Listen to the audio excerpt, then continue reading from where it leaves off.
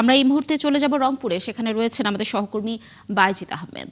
বাইজিদ, নিশ্চয়ই আমাকে শুনতে পাচ্ছেন। বাইজিদ, রংপুরে বিএনপি নেতাকর্মীরা কি বলছেন এই শোক সংবাদের পর? বিএনপি কার্যালয়ে কোনো কর্মসূচি রয়েছে কিনা জানাবেন সেখানকার সর্বশেষ তথ্য।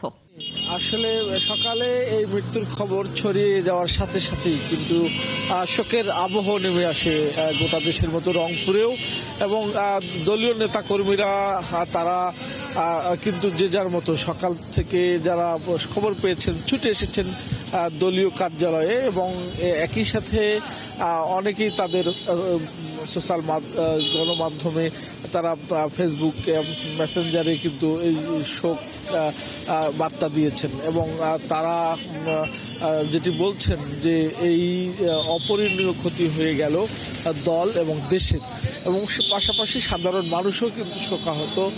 কারণ আপনি নিশ্চয় জানেন যে খালেদা জিয়া শুধু দলের নেত্রী ছিলেন না, আর সাধারণ মানুষের মধ্যেও কিন্তু এক ধরনের কিন্তু শোকাবহ পরিবেশ তৈরি হয়েছে।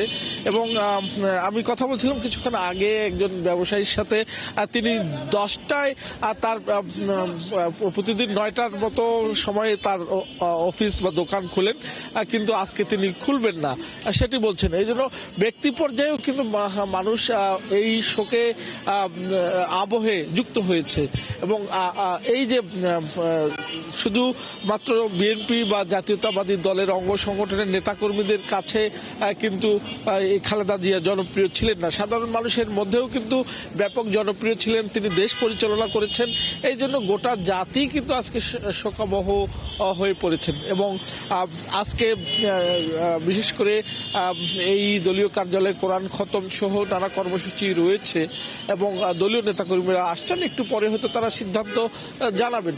তবে পুরো রংপুরেই আমরা দেখতে পাচ্ছি যে একেবারেই শুনশান নীরবতা, দোকানপাট মানুষ এখনো পর্যন্ত যেভাবে খোলার কথা সেভাবে কিন্তু খোলেনি, এবং রাস্তাঘাটে মানে সাধারণ মানুষের এক ধরনের আবেগ আমরা দেখতে পাচ্ছি। এবং কিছুক্ষণ আগে এখানে আসলেন দুজন মানুষ, বয়স্ক মধ্যবয়স্ক, তারা কিন্তু কাঁদছেন, এবং এই খবর শোনার পরে ছুটে।